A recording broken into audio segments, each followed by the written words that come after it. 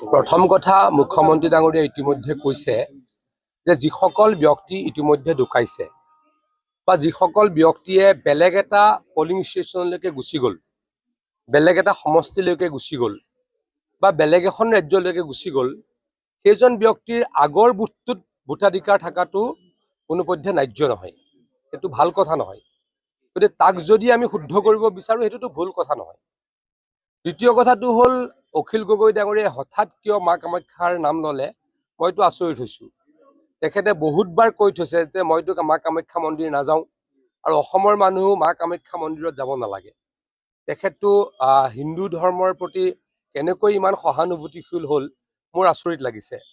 তেখেত এথিষ্ট নে তেখেতে ধৰ্ম নামানে নে অন্য ধৰ্মৰ প্ৰতি তেখেত অনুৰক্ত মই নাজানো, কিন্তু হিন্দু ধৰ্মৰ প্ৰতি তেওঁ অলপো আগ্ৰহী নহয়, সন্মানো নাই। গতিকে এই কথাটোৰে তেখেতে ৰাজনীতি কৰিবলৈকে কৈছে। ৰাজনীতি কৰে, কিন্তু ৰাতিপুৱা এটা কয়, আবেলি এটা কথা কয়। গতিকে তেখেতৰ কথাবিলাকৰ কোনো সামঞ্জস্য নাই।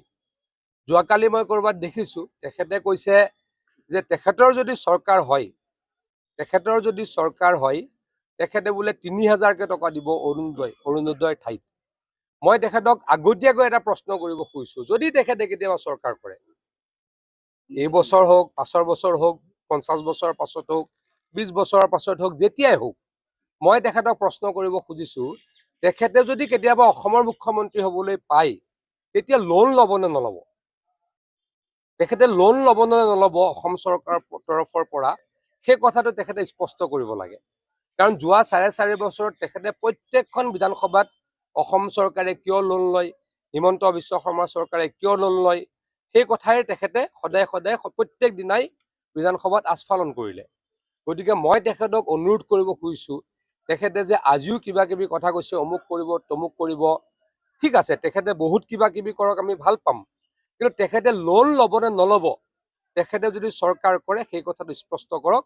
মই তেখেতক অনুৰোধ জনাইছোঁ, আহ্বান জনাইছোঁ। কংগ্ৰেছে জনতাৰ লগত নাই, মানুহক মিছা কথা ক'বলৈ, দেখুৱাবলৈ এনেকুৱা একোটা বক্স দিছিলে, কিন্তু বক্সটো পেলাই থৈ গুচি গ'ল। মানুহৰ প্ৰতি তেখেতলোকৰে অসন্মান, মানুহৰ প্ৰতি তেখেতলোকৰ বিক্ষোভ।